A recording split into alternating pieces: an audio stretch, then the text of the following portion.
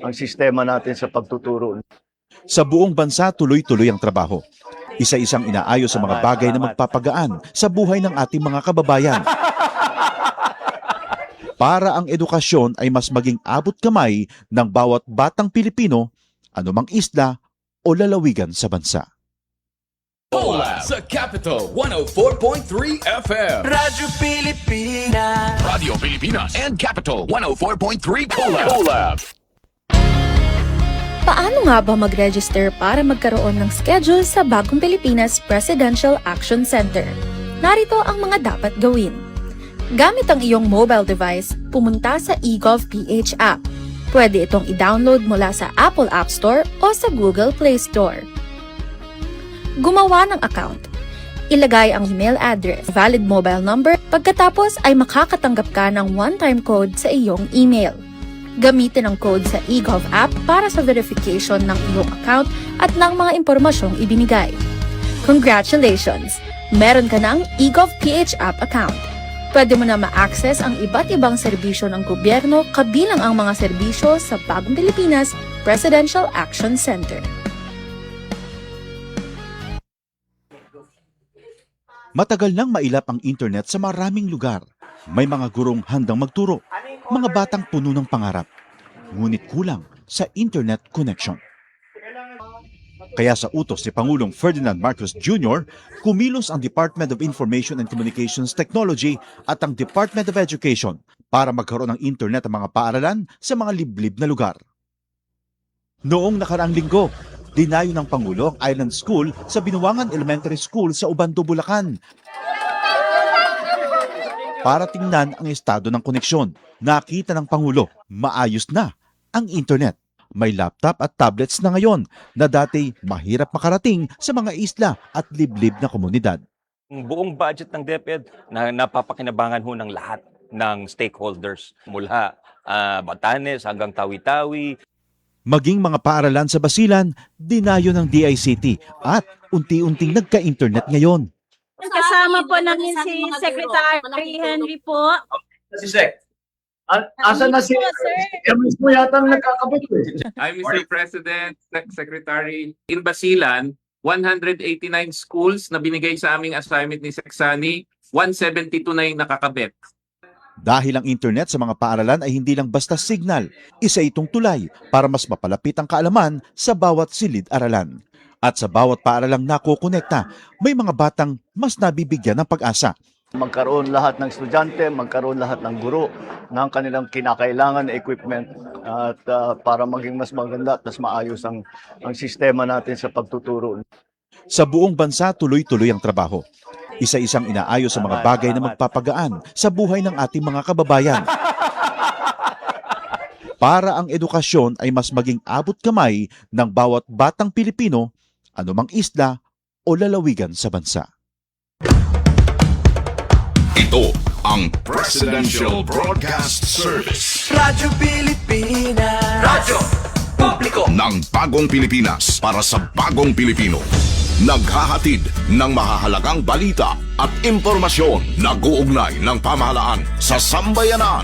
Tulay sa himpapawid ng serbisyo publiko. Radyo Pilipinas. Radyo Publiko. Ang boses ng Pangulo. Sa Mega Manila, 738. Radyo Pilipinas. Radyo Publiko.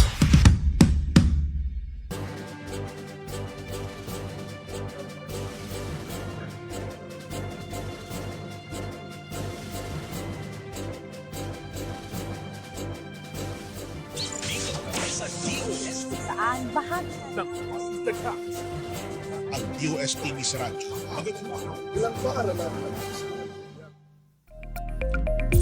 Magandang agam, Luzon, Visayas at Mindanao. Ako ang inyong kapatid sa Impamawid, Onin Miranda. Narito ang programa magatid ng mga balita at impormasyon tungkol sa siyensya, teknolohiya at inobasyon. Kokonekta sa bawat Pilipino saan mang sulok ng mundo. Dala ang mga programa at proyekto ng Department of Science and Technology at sa ngalan po ni DOST Secretary Dr. Renato U. Silum Jr., ako po si Napoleon Juanillo Jr. at ito ang inyong Radyo Siyensya sa DOST. Konektado ka. How are you sa Asiknap? Ako busy pa rin. Tama po. busy pa rin, Onin. Pero ganyan talaga. Masarap naman ang public service. Tama po. At nako, ingat po kayo mga kabayan kasi sa mga oras na ito, napakalakas ng ulan. At talagang biglang buhos ang malakas na ulan, parang napakalaking dala ng tubig nito. Pero sana magiging maiksi lang yung mga panahon ng pag-ulan para nang sa ganon, may pagpatuloy po natin yung ating gawain. Ayan.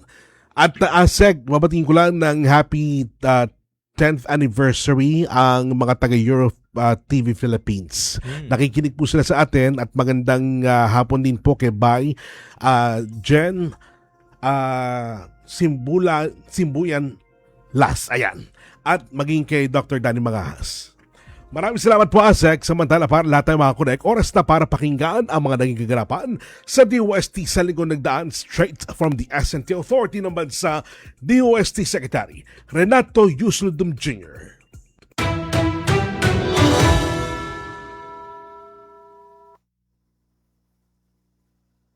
Noong Lunes po, ginanap ang ikalimang State of the Nation Address ni Pangulong Bongbong Marcos.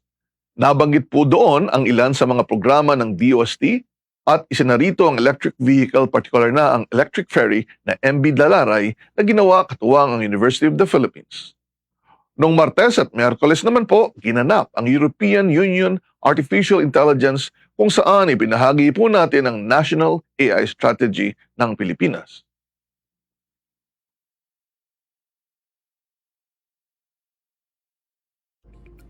Alright, maraming salamat po, DOST Secretary Renato Yusludum Jr. Samantala, narito na ang iba pang napapanahong balitagam. Ito ang DOST Report.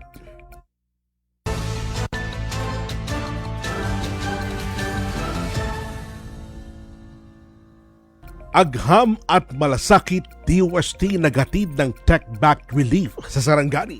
Pinagtibay ng Department of Science and Technology o DOST Socsargen ng agham ay hindi lang pampubliko at panglaboratorio kundi isang praktikal na tulong sa panahon ng krisis. Kasama ang Career Executive Service Board o CSEB.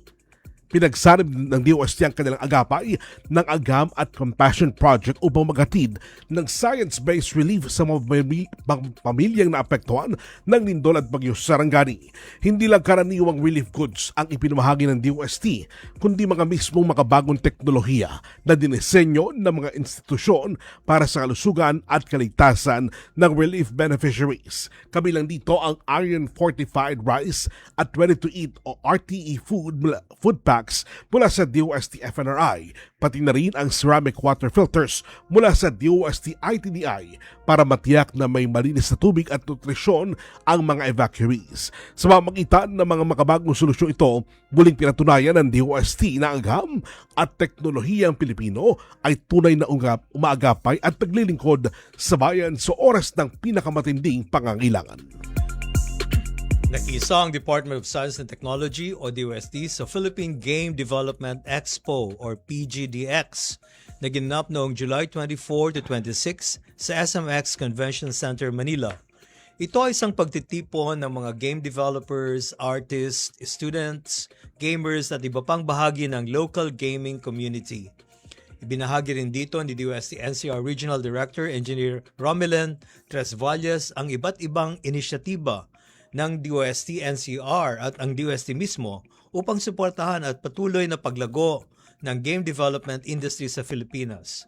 Katuwang ang Red Fox Technologies na isa sa mga partner ng DOST, itinampok din sa Expo ang ilang locally made laptops at game equipment bilang patunay na kaya ring makipagsabayan ang mga produktong gawa ng Pilipino. Nakisa din ang ilan sa mga local gamers gaya ng Salpakan, Gambit at winners ng nagdaang Level Up 2.0 Esports Game Development Challenge na sila Bangsak, Water Rising ng Region 1, Bomber Cook ng Region 12 at Sepak U ng CAR or Cordillera Administrative Region.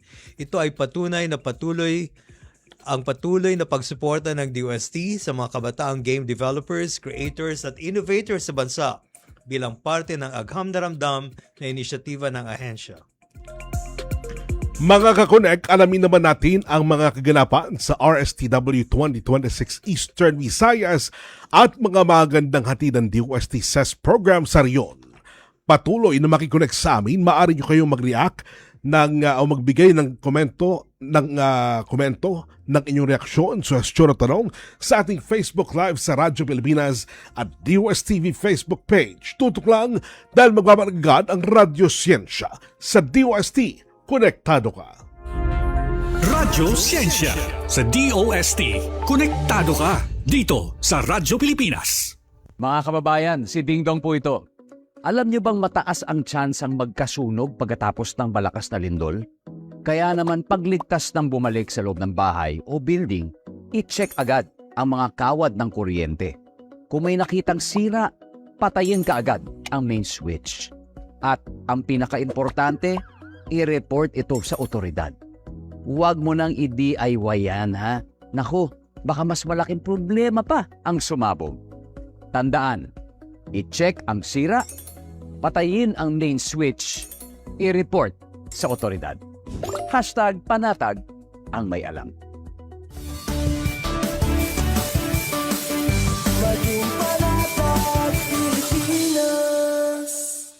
Discover, learn, and grow. Alamin ang mga alok na serbisyo mula sa gobyerno. Radyo Siyensya dito sa Radyo Pilipinas. Nagbabalik po ang Radyo Siyensya. Bago tayo magpatuloy, nais ko lamang matiin ang ating mga ka-DOST Verkada na nakikinig at nakikisa sa atin ngayon sa ating comment sections. Binabati po namin si Dave Caragayan ng Bicunan Taguig, Julius Valeza at Jafet Paypa. Ayan. Samantala mga kunek, ito na ang ating kwentong SNT.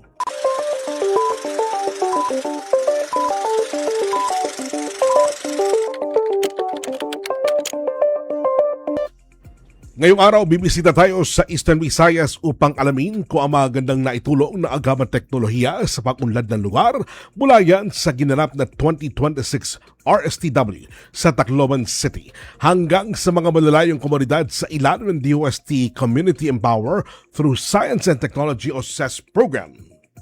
Tama yan, Onin. Pero bukod dyan ay aalamin rin natin ang mga S&T stories at pagtulong ng DOST sa mga malalayong komunidad sa ilalim ng DOST Community Empowerment through Science and Technology or CEST program. Kaya naman makakasama natin ngayon online ang Regional Director ng DOST Region 8 na si Dr. John Glenn D. Ocaña. Magandang agham at welcome sa Radyo Siyensya. Dr. Glenn. Magandang agham at maupay nga kulupatong atanan, Asiknap and Sir Oning. Great to see you, RD Glenn. RD Glenn, para sa dagdag na kaalaman ng ating mga taga-subaybay at taga-pakinig, ano ba itong 2026 Regional Science, Technology and Innovation Week or RSTW sa Eastern Visayas at kumusta naman ang kaganapang ito sa Tacloban City?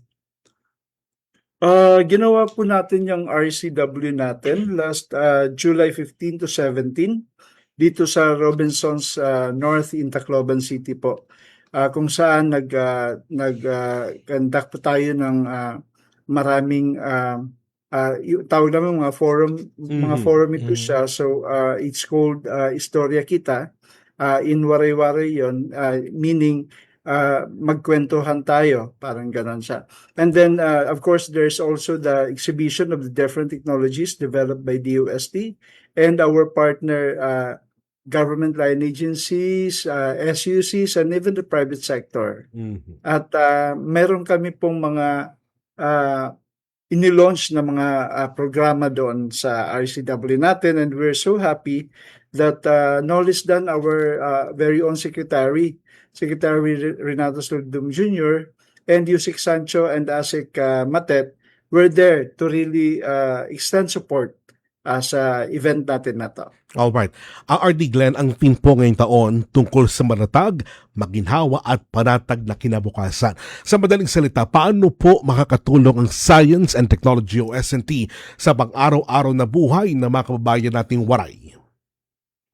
Maraming salamat, Kuya Onen, for that question. No? So, yung Science, Technology, and Innovation, ay nagbibigay ng mga praktikal na solusyon sa pangaraw-araw na buhay ng ating mga kababayan.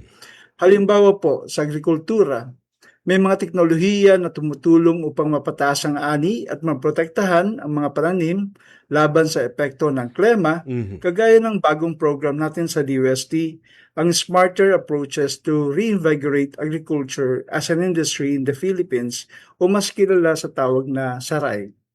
So sa panahon naman ng kalamidad, may mga early warning systems at hazard maps na nagbibigay ng tamang impormasyon upang mapaghanda ang mga komunidad.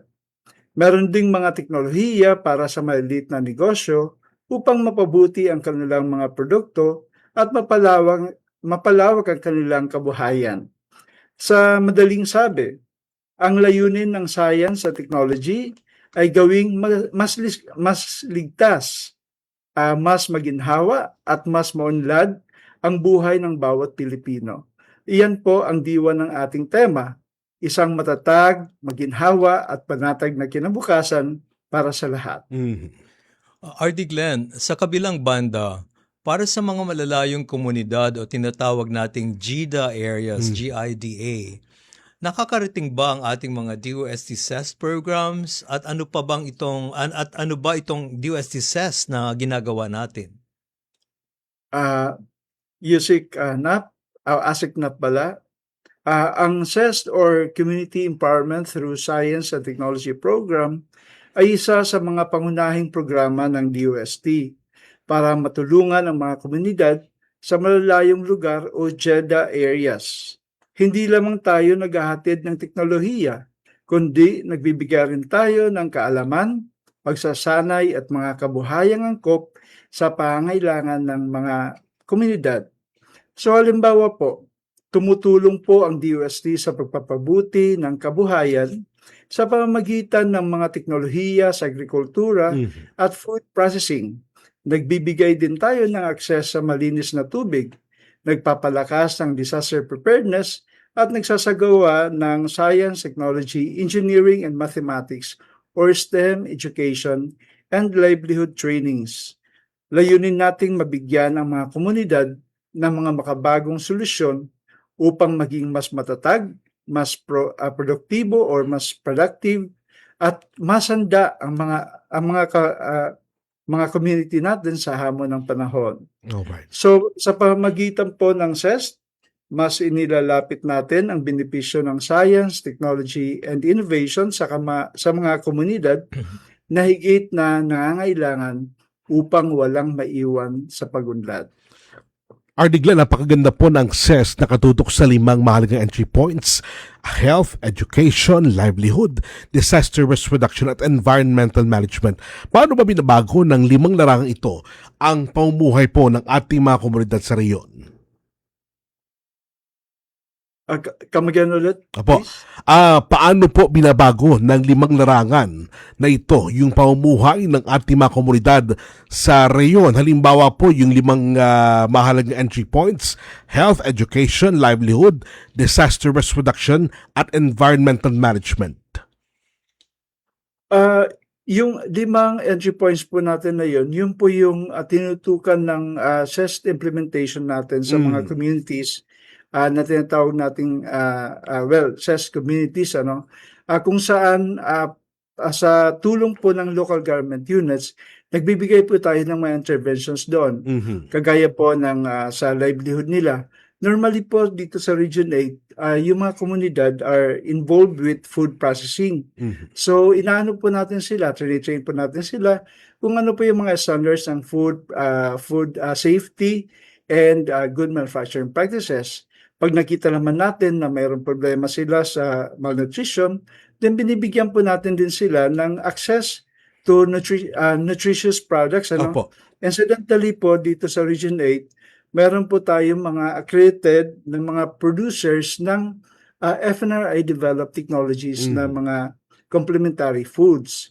So sa disaster resilience naman po, tinutulungan din natin yung mga LGUs na maging masanda sila by involving them or encouraging them na mag-adapt po ng mga technologies po ng DOST, kagaya po yung mga ginawa ng Pag-asa Opo. and PHIVOLCS na georisk.ph at iba pang mga technologies na related po sa paghahanda natin sa mga kalamidad, especially yung mga extreme weather conditions na malimit po na mangyari dito sa Region 8. Mhm. Alright. Napaka-impressive talaga, Onin, ang ginagawa natin sa regions at sa provinces Yes, through sir. our RDs and PDs. Mhm. RD Glenn, alam naman po natin na marami tayong mga malalayong isla at kabundukan sa Region 8. Paano naman po sila binabago ng DOST CEST program at paano natin sinusiguro na mga teknolohiya ay tutulong at teknolohiya at tulong sa ilalim ng CEST ay makakarating sa ating mga tinatawag na GIDA communities? Pinupuntahan po talaga natin yon. Fortunately, with DOST, meron po tayo talagang strong partnership with the local government units, which is strengthened more by our former collaboration with the DILG, Department of Interior and Local Government. At saka sa ibang ahensya po natin na and through the kagaya ng sabi kanina, yung CEST implementation kasi is more of collaboration talaga with local government units. Through this collaboration with the LGUs, napupuntahan po natin maski saan pong lugar, nandoon yung mga komunidad na kailangan po ng tulong natin. Yung kagandahan po sa CEST program natin ng DOST, medyo nakakuha na po siya ng traction in terms of popularity and relevance dito sa mga pangailangan ng mga komunidad natin. Kaya mas dumadami na po ngayon yung mga communities through the local government units na pumupunta po sa atin at nagpapatulong na ma-improve po yung kabuhayan nila. Kasi yun naman po yung aim po ng CEST program natin. Ayun. To really impact development through science, technology, and innovation. Isa pong malaking hamon, RD, sa mga malalayong baryo, ang kawalan po ng internet at malinis na tubig. Paano po nakakatulong ang mga CEST interventions po natin tulad ng Starbucks sa edukasyon ng mga kabataan at ang water purification systems sa kalusugan po ng ating mga kababayan? Napakalaki po yung tulong na ganyan kasi lalo na sa mga JEDA areas na malimit, wala po silang or napaka-limited yung access nila sa tubig at saka internet which is right now very essential na. Sa tubig naman, meron tayong mga technology na dinevelop ng DOST at yun po yung binibigay natin sa kanila. Pero hindi lang po yung develop po ng DOST na technologies on potable water yung in-offer natin sa kanila. Even yung off-the-shelf na mga technologies, we also adapt that.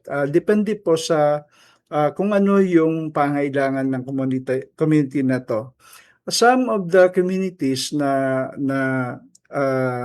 CEST communities natin na tinutulungan natin, nabibigyan po din natin ng access to the internet with the technologies that right now, like the Starlink, na very, very portable na yung pag-access at very available at very easy na po yung pag-access na Pero itong pagbigay ng pagbigay sa kanila ng access to the internet, parang demonstration ito that kung magkaroon kayo ng ganitong facility, ito yung magiging epekto sa kabuhayan ng mga tao, sa education nila and everything.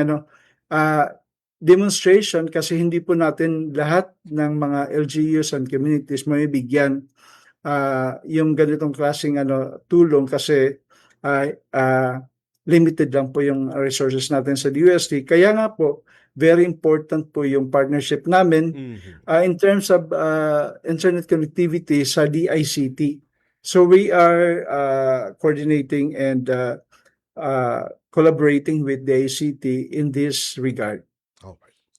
Alam mo, just sa mga conversations na to, kahit over radio lang, Opo. marami pa rin talaga akong natututunan kahit na insider na ako sa DOST. Kaya maganda itong mga updates na ito galing sa ating regions. RD Glenn, meron po ba kayong particular na kwento ng tagumpay o isang CEST community sa Eastern Visayas na nakakitaan nyo talaga ng malaking transformation dahil sa tulong ng agham at teknolohiya? Marami po. pero I think ngayon, kasama natin mamaya and isa sa interview natin from Region 8 is the SES community na naging number 1 siya sa regional best SES search natin for this year. And this community is from Eastern Samar. So hindi ko na lang po sasabihin kung ano yung kwento nila kasi i-interview natin sila mamaya. Pero to name a few yung mga talaga, yung mga nagkaroon talaga ng napakalaking impact, yung pinakauna naming best SES community, it was first a community na beset with problems on rebels, So mahirap puntahan 'yon, walang infrastructure at saka maraming mga rebelde doon. This is in Haro, Leyte. So nung bago tayo pumunta doon, mahirap po yung nila, mataas yung malnutrition problem nila, yung literacy problem din nila, mataas din. Mababa yung literacy problem nila at saka mahirap yung community na to. Tama po. And with the intervention po natin, which is started right after the Typhoon Yolanda struck, marami na pong nagbago sa kanila. Kung noon, lang sila, agricultural community na mahirap, ngayon po, isa na po silang tourist attraction po. Kasi nagkaroon na po sila ng mga ng farms with our technologies and with the funding that we provided for them para magkaroon sila ng mga facilities like rain protection and the nursery and the greenhouses and processing facility also. So ngayon po itong community na to, as I've mentioned, is now a tourist attraction. Featuring po eco-friendly na tourist attraction. So meron na po sila doon hotel. Ayun, tama-tama. May hotel na sila complete with a swimming pool and yung mga pagkain nila lahat are organic. Ayan. Pero patuloy pa rin po ba sila doon sa kanilang ipinakikipaglaban nung panahon ng mga rebelde pa naman sila? O ngayon, sir, ay talagang ibinigay na yung pamamaraan para matulungan sila ng DOST? Yeah, totally nawala na po yung problema on rebels. Kasi po, nagtulong-tulong po dito yung the entire government, sa local government unit, particularly the provincial government of Leyte, tumulong po doon. Nagbigay po ng infrastructure, kaya madali na po silang mapuntahan, naging accessible na sila. At saka, naging maganda na yung economic activities nila with the interventions po natin. And DepEd also has provided a lot of interventions there. Kaya ngayon, imbis na, kung noon problema nila yung education, meron na sila ngayong eskwelahan. Tapos yung malnutrition problem nila has been addressed na. Ayun, alright. So sa pagpasok po natin sa SES 2.0, paano po natin sinisiguro na yung mga livelihood package na ibinibigay po sa ating mga marginalized groups at MSMEs sa barangay level ay nagiging sustainable at kumikita sa pangmatagalang panahon? Kailangan talaga pag tayo ng intervention sa isang community man ito or isang private company, kasi meron tayong mga programa para doon. Kailangan talaga na alamin natin ano ba talaga yung profile nila, ano ba yung problema nila, at ano yung pwedeng magawa ng DOST. So pag nangyari po yung if sabi nga nila, kung alam natin yung problema, 50% of the problem is already solved. So yun po yung ginagawa po namin. We conduct technology needs assessment na guides us kung ano talaga yung dapat gawin ng DOST. So kung magawa mo po yun, magiging yung intervention po natin will really be beneficial and relevant to their needs. It will really address their needs. At sa SES 2.0, this is more of the SES na prepare po natin. Parang excited ako masyado, hindi ako makahinga. Okay lang, sir. Take a deep breath. Yung yung communities po natin, with the help of the local government units, prepare po natin sila para sa transition nila into smart communities. Yeah. Iyon po ang kaibahan ng CES 2.0. Yeah. All right. At the same time, RD Glenn, alam naman natin na hindi po kayang gawing mag-isa ito ng DOST, itong napakalaking gawain ito. So paano po nakipagtulungan ng DOST 8 sa ating mga local government units, sa ating mga SUKs at iba pang mga partner agencies para mas mapalawak ang sakop at sabihin natin impact ng CES? Opo. Palay ko, we already have established that kind of reputation sa DOST na we really are sincere in delivering the different science, technology, innovation services natin to our people, communities and otherwise. Kaya po madali po yung partnership na nagagawa natin with the different government line agencies and local government units and even the private sector. Even the private sector reaches out to us, like the PCCI. They reach out to us to do projects with them. So these partnerships really help us reach out and provide holistic services and government services to these communities. Kaya nagiging impactful po siya. At we always emphasize that lahat po ng mga kailangan nila hindi kayang gawin yan ng DOST. It's only through the whole of the government approach magagawa po natin ito. Alright. RD Glenn, ano po ang inyong huling mensahe o paanyaya sa atin pong mga tagapakinig ukol po sa kalagahan ng pagtutulungan para sa isang matatag, maginhawa, panatag na kinabukasan sa tulong po ng agam at teknolohiya?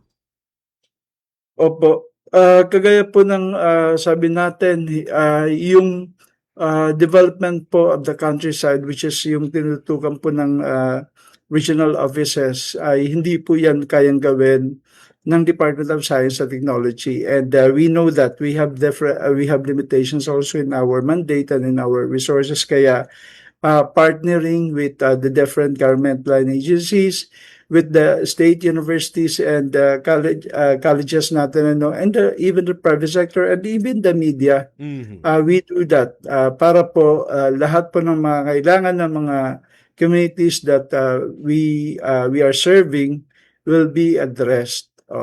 At parang we are more in the better position right now sa Region 8 kasi DOST right now is the lead or the chairman of the Economic Development Committee of the Regional Development Council. Wow. And on top of the RRDAC natin na tayo din po yung chairman. So we have that kind of platform wherein mas naipapaabot pa po natin kung ano po yung mga programa natin at ano po yung magandang gawin para mas maging inclusive yung implementation po ng mga program natin. Ang galing. Maraming salamat, Dr. John Glenn D. Ocaña, ang Regional Director ng DOST Region 8 or Eastern Visayas. And really great to see you, RD Glenn, kahit virtually. And hopefully makapagbisita ako dyan sa Region 8, kahit man lang sa ating mga kaibigang SUKs. Ayan. Maraming salamat din. Sir Onen at Asik Nap. Ayan. And congratulations, mga kaibigan, si Dr. John Glenn D. Ocaña, Regional Director ng DOST Region 8 or Eastern Visayas. Mga kakunak, maaari kayong mag-comment ng inyong reaksyon, suhestyon o tanong sa ating Facebook Live sa Radyo Pilipinas at DOST TV Facebook page. Sa ating pagbabalik, aalamin natin kung paano binago ng Community Empowerment through CES and Technology o CES program ng DOST ang kabuhayan sa Barangay Anuron, Eastern Samar. Tutok lang, magbabalik agad ang Radyo Siyensya sa DOST. Konektado ka. Radyo Siyensya sa DOST. Konektado ka dito sa Radyo Pilipinas. 10 taon matapos ang makasaysayang arbitral ruling, nananatiling matatag ang paninindigan ng Pilipinas sa pagtatanggol sa karapatan nito sa West Philippine Sea. Ito ang malinaw na mensahe ni Pangulong Ferdinand R. Marcos Jr. sa paggunita ng ika-10 anibersaryo ng makasaysayang tagumpay ng Pilipinas laban sa pag-aangkin ng China sa West Philippine Sea. Matatandaan na noong July 12, 2016, pinaboran ng Permanent Court of Arbitration sa The Hague ang Pilipinas sa isinampang kaso nito laban sa China dahil sa pag-aangkin nito sa mga bahagi ng karagatan na sakop ng ating teritoryo. Sa naging desisyon ng Arbitral Tribunal, nakasaad na walang legal na batayan ang 9-dash line claim ng China sa malaking bahagi ng South China Sea. We stood before the world to assert a timeless, universal principle that disputes between nations must be resolved not through coercion, not through the threat or use of force, but through peaceful means and the rule of law. Bagamat hindi kinikilala ng China ang arbitral ruling, iginiit ng Pangulo na mananatiling matatag ang Pilipinas sa pagsusulong ng karapatan nito sa diplomatikong paraan at alinsunod sa international law. For the rule of law is a great equalizer of all nations. It ensures that right is not defined by might, that justice is never dictated by the relative size of a nation's territory, military, or economic power. At its heart, this award is about people. When we defend the rule of law, we are not merely defending lines on a map. We are defending the lives, the livelihoods, and the future of our peoples. Ang ika-10 anibersaryo ng 2016 Arbitral Award ay paalala sa bawat Pilipino na ang ating paninindigan sa West Philippine Sea ay hindi lamang usapin ng teritoryo. Ito rin ay paninindigan para sa kinabukasan ng sambayanang Pilipino. Para sa Bagong Pilipinas, Quincy Kahilig, Radyo Pilipinas, Radyo Publiko. Discover, learn, and grow. Alamin ang mga alok na serbisyo mula sa gobyerno. Radyo Siyensya dito sa Radyo Pilipinas. Nagbabalik po ang Radyo Siyensya sa DOST. Konektado ka. Ngayong araw, aalamin naman natin ang isang kwento ng inspirasyon at sipag ng ating po mga kabayan sa Eastern Samar. Tama, Onin, dahil dito ay kwento ng isang mamamayang Pilipino at kung paano napalago ng agham at teknolohiya ang kabuhayan sa kanilang komunidad sa ilalim ng Community Empowerment through Science and Technology or CEST program ng DOST. Kaya naman makakasama natin ang manager ng Kika Gawa Agrarian Reform Cooperative na si Miss Marianne Q. Pangan. Magandang agham at welcome sa Radyo Siyensya, Miss Marianne. Good afternoon po, Sir Onen and Sir Juanilio. Good afternoon po. Good afternoon. Thank you po. Good afternoon, Miss Marianne. Para po sa dagdag na kaalaman ng ating mga tagapakinig, ano po ba itong, paano talaga ba ito pinopronounce sa waray-waray? Kika Gawa Agrarian Reform Cooperative. Yes. Please educate us. Paano pa ang tamang pronunciation nito? Ang Kika Gawa Agrarian Tama, Reform okay. Cooperative, ang Kika po ay nangangahulugan, kinabuhi tikang kamatayon in our dialect, Oh, I waray-waray, see. or life after death Oh. sa English. Ayun. Yes po. We were established a year after Typhoon Yolanda. Simpleng pangarap ng aming founder na si Miss Remedios Quirante. Matapos ang Super Typhoon Yolanda, nakita niya yung hirap ng mga kababaihan, ng mga magsasaka dito sa aming barangay. So, na-challenge siya and nagkaroon siya ng wish na sana matulungan niya in her own little way yung kabuhayan at magkaroon ng pag-asa yung muli yung barangay. Alright.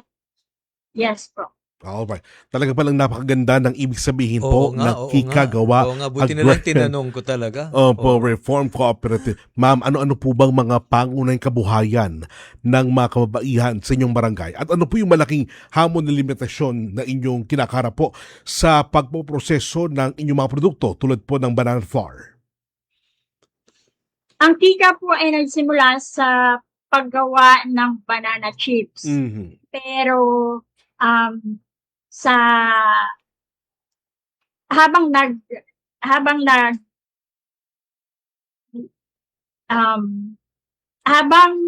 papatagal Ayun.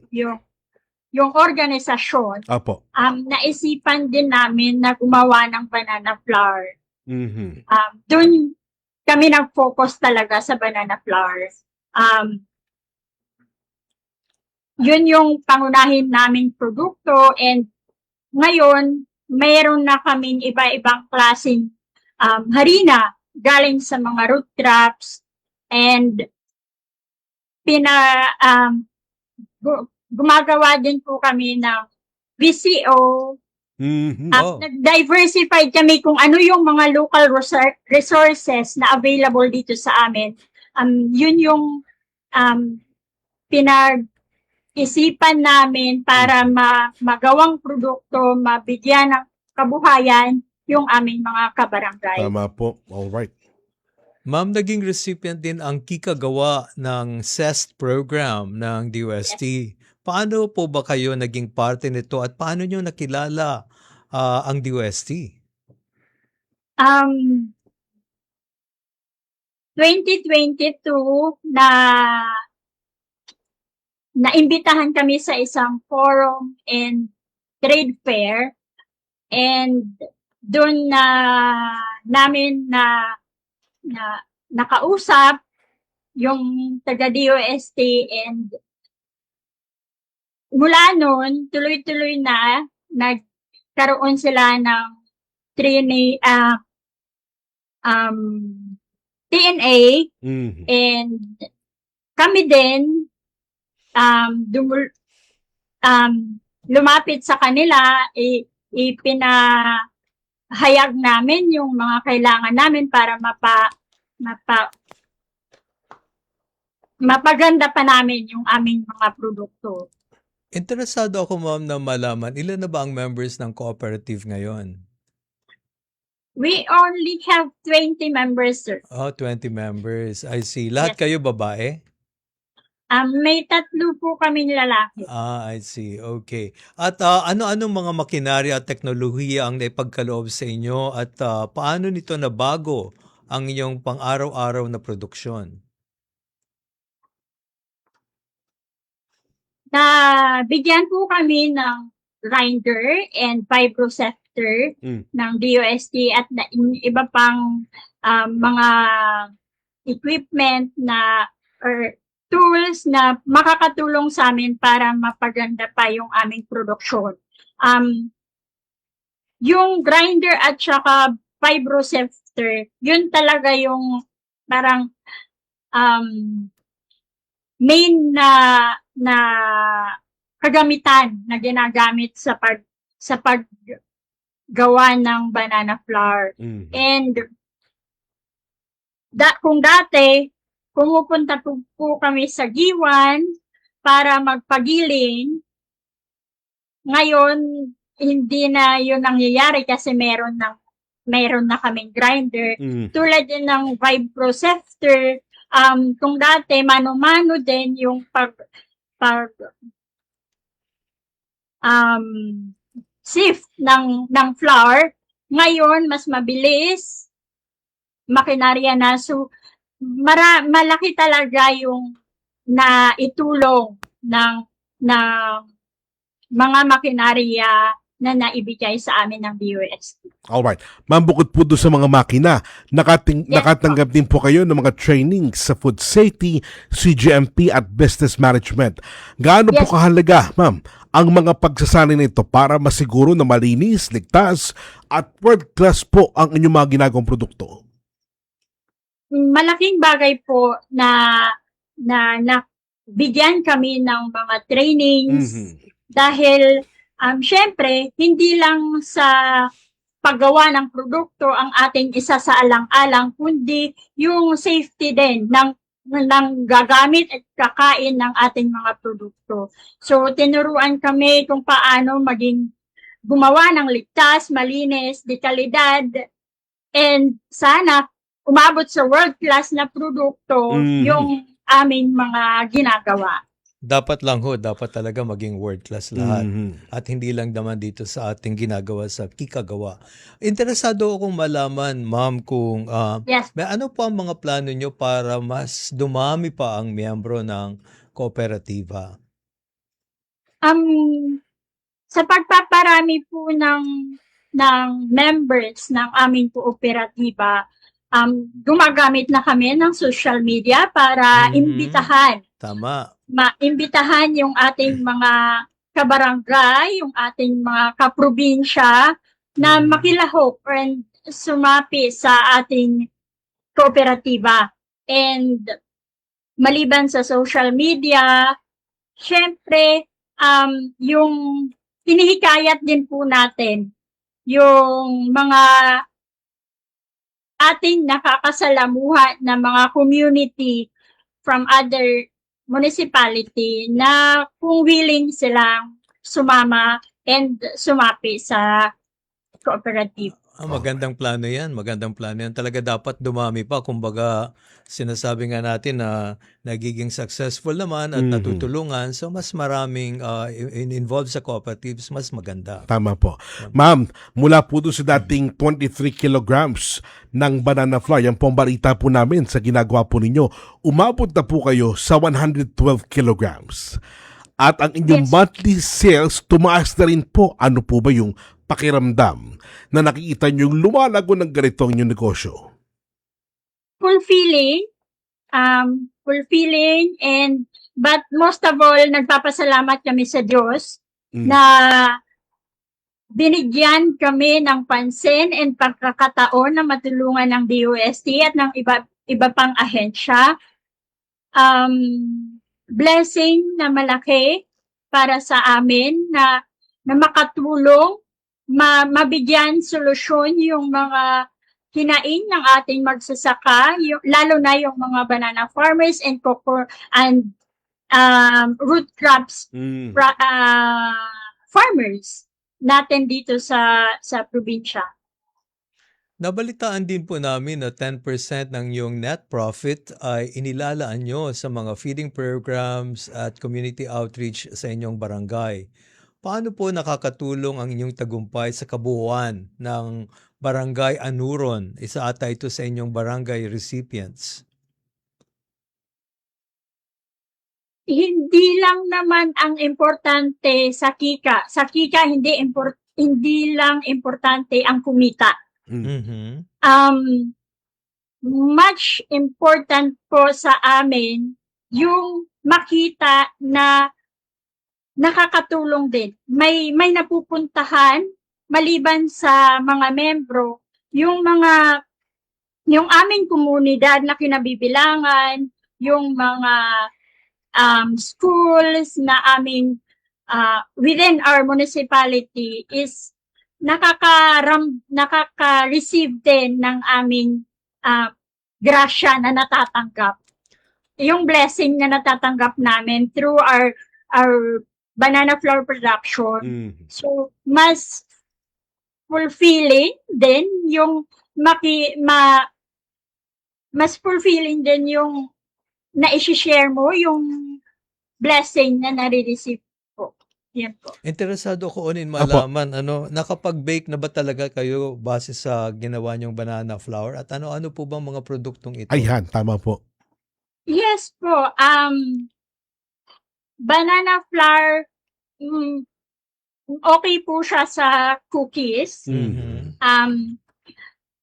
Maliban sa amin, kami talaga ay through ATI, nabigyan kami ng training sa paggawa ng mga ATI and DTI. Nabigyan din kami ng training sa paggawa ng mga cakes and cookies using our own banana flour. Kasi bago po siya bago po yung banana flour, hindi siya tulad ng flour na available sa ating market. Tama so, po. pinag-aaralan. So, totoo. Napag-aralan na din ng ating buyer at sinishare din sa atin yung mga experience niya sa paggawa ng kung ano-anong produkto mula sa banana flour like bread, banana bread. May ilan na gumagamit po talaga ng 100%, may ilan din na gumagamit ng 70 and 30% lang po. Depende po sa kanila. Ayan. Sa gumagamit. Pero pag kami po gumagawa, 100% po. Wow. Very good, ma'am. Very Tama-tama good. po yan. Para po sa iba pa mga kapisanan, ma'am, kabaihan, magsaka sa ibang reyon na nais din po umunlad sa tulong po ng agam at teknolohiya, ano po ang payo nyo sa kanila? Sa lahat ng mga samahan, kababaihan, magsasaka na may pangarap na umunlad or may hangarin na makatulong sa pag-unlad ng kapwa or hangarin na umunlad yung sarili, ang mapapayo lang po sa ngalan ng Kika Gawa ay huwag matakot magsimula. Huwag matakot magsimula kahit maliit lang yung resources, kahit pagsubok, yung pagdaanan, patuloy lang po, patuloy na matuto, makipag-partner sa iba't ibang ahensya ng gobyerno, maging bukas sa agham at teknolohiya, huwag tayong matakot. Sumubok lang tayo dahil bawat naman pagkakataon ay may aral na naibibigay din yun sa atin. Para sa amin sa Kika, ang tunay na success ay hindi lang tungkol sa negosyo o laki ng kita. Mas mahalaga sa amin, ang dami ng buhay, ang dami ng aming kapwa na babahagian ng aming kaalaman, ng aming mga natutunan, mga taong nabibigyan ng pag-asa, ang komunidad na matulungan na umunlad. At gaya nga ng tagline ng Kika, walang sikreto ang natural. Naniniwala po kami na ang kalaman ay mas lalong lumalago kapag ito ay binabahagi po at ang tunay na tagumpay ay nagiging mas makabuluhan kapag sama-sama itong nararating. Thank you very much for those very inspiring words. Miss Mary Ann Pangan, ang manager ng Kika Gawa Agrarian Reform Cooperative. Ma'am, maraming salamat and congratulations po sa inyo. Alright. Kamustahin naman natin sa ASEC ang mga online viewers? Tama yan, Onin. At dahil dyan ay nais naming batiin ang aming mga taga-subaybay na nakikisa sa atin ngayon sa ating comment sections. At binabati namin si Miguel, Shame at Carl. Ayan, maraming po salamat sa inyong pagsubaybay. Oras na para ating alamin kung ano pa makaganapan ng ating kalihim sa mga susunod na araw. Straight from the S&T Authority ng bansa, DOST Secretary Renato Solidum Jr. Sa susunod na linggo po ay gaganapin ang 2026 Artificial Intelligence Fest sa Iloilo at ito po ay pangungunahan ng DOST. Magkita-kita po tayo riyan. Sa August 5 naman po, gaganapin ang Sustainability Expo na pangungunahan pa rin ng DOST katuwang ang SM Supermalls. Ito po ay gaganapin sa SMX Ora sa Taguig City. August 6 naman po, magbubukas ang Regional Science, Technology and Innovation Week ng National Capital Region na gaganapin sa Valenzuela City. Para sa karagdagang impormasyon, magtungo lamang sa Facebook page ng DOST NCR.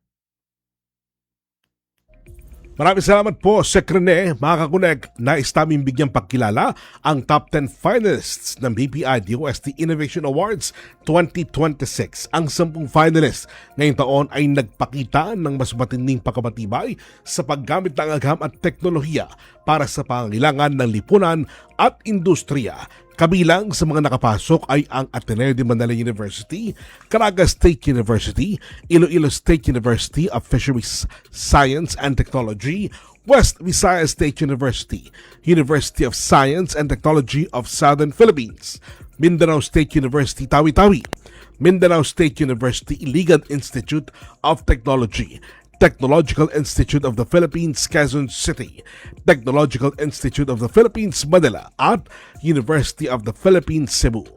Ang DOST, STII at PPI Foundation ay taos-pusong sumusuporta sa mga makabagong imbensyon ng ating mga localized innovators para sa lipunan at industriya. Ipagdiwang natin ang agam, naramdam at galing ng Pilipino. Yes, indeed, Onin. Pero bukod dyan, meron pa tayong isang announcement. Mga ka-connect, tara na at makiagham sa 2026 RSTW sa Valenzuela City. Handa ka na bang makita kung paano binabago ng science, technology at innovation ang ating pang-araw-araw na buhay? Mula August 6 to 8, 2026, samahan ang Department of Science and Technology National Capital Region or DOST-NCR at ang City Government of Valenzuela sa 2026 Regional Science, Technology and Innovation Week o 2026 RSTW na siyang pinakamalaking pagdiriwang ng Filipino Science, Technology at Innovation sa riyon. Tuklasin ang mga Filipino-developed technologies, makilahok sa mga forums, subukan ang inyong galing sa gaming, coding at sci-art competitions at mamili ng mga produktong likha ng DOST-assisted entrepreneurs. Libre at bukas ito para sa lahat, kaya isama ang iyong pamilya, mga kaibigan, classmates, at sama-sama nating tuklasin kung paano ang science, technology at innovation ay tunay na para sa bawat Pilipino. At para sa karagdagang impormasyon, bisitahin na lang natin ang Facebook page ng DOST National Capital Region. Ayan, mula po sa NCR, patungo naman tayo sa Mimaropa. Agham nyo ba na ang pinakamalaking selebrasyon ng agam at teknolohiya sa riyon? Aarangkada na. Ito ang 2026 Mimaropa Regional Science, Technology and Innovation Week o RSTW Mimaropa 2026. Sa kauna-unang pagkakataon, sabay-sabay itong ipagdiriwang sa lahat ng probinsya nila mula August 17 hanggang 19 kung saan ang Marble Capital of the Philippines, Romblon, ang ating opisyal na host province rito. Iba-ibang isla pero iisang Mimaropa. Tara na't makisaya sa agam na ramdam. Panoorin natin ito. Mimaropa! Ano? Tara! Teknolohiya at agham na ramdam. Aarangkada na sa 2026 Mimaropa Regional Science, Technology and Innovation Week. Science, Technology and Innovation, driving food security, sustainable energy, and national resilience. Saksihan ang mga exhibits, forums, at iba't ibang activities na handog ng Department of Science and Technology o DOST upang ipakita ang papel ng agham at teknolohiya sa inklusibong kaunlaran. Gaganapin ito sa August 17 to 19 sa La Marieta Events Place o Jongan, Romblon. Kaya naman, tara!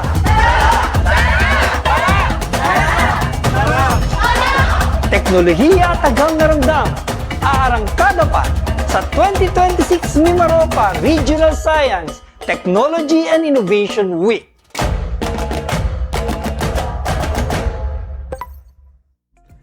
Ang ganda, Dr. Aido. Cepeda, ang ganda. Congratulations, Mimaropa. Congratulations po. Abangan po natin yan, mga kaibigan, RSTW 2026 sa Mimaropa.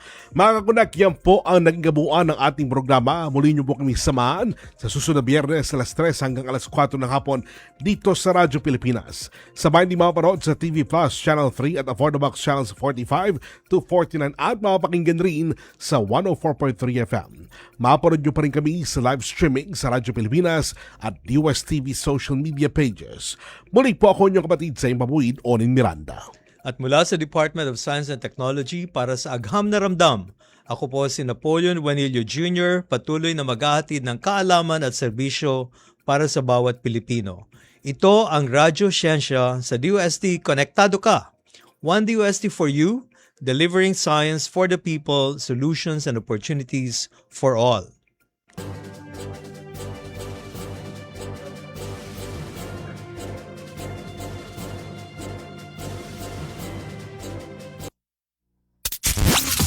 Serving the Republic of the Philippines for more than 75 years. Ito